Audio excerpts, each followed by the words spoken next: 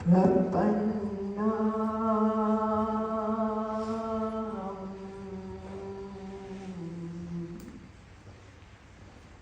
गुरु पादा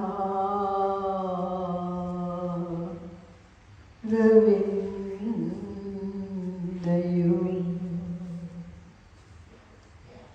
तस्य प्रेरणया तस्य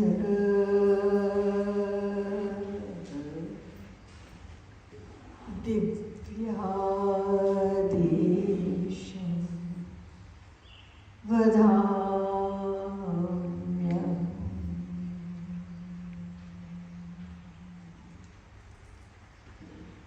वरः पीडं नटवरवपुः कर्णयो कर्णिकारम्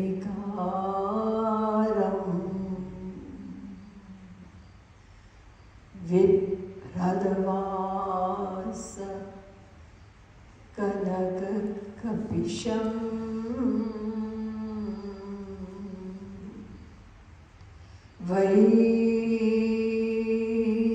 वैजयन्ती छमाला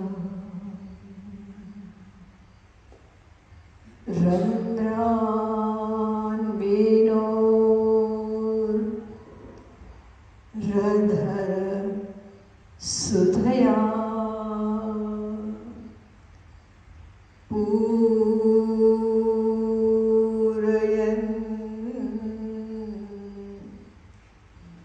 गोपवृन्दै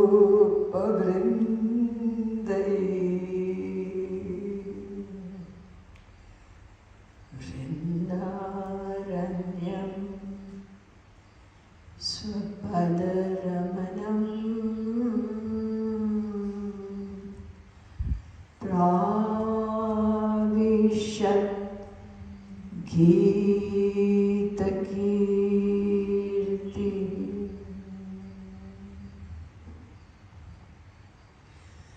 नमः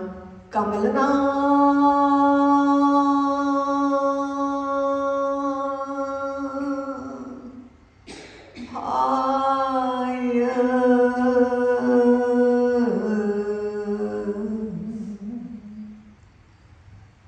नमः कमलमालिने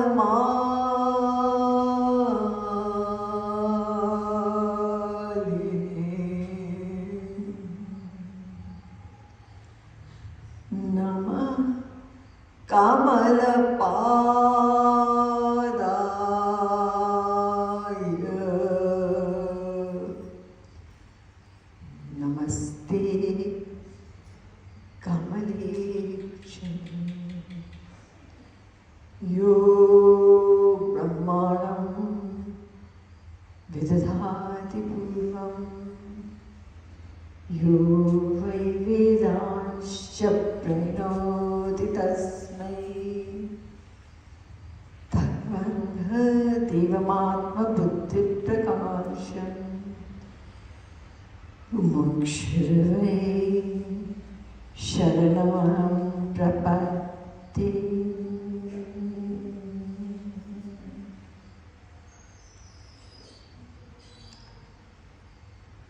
तत्व जिज्ञासु महानुभाव,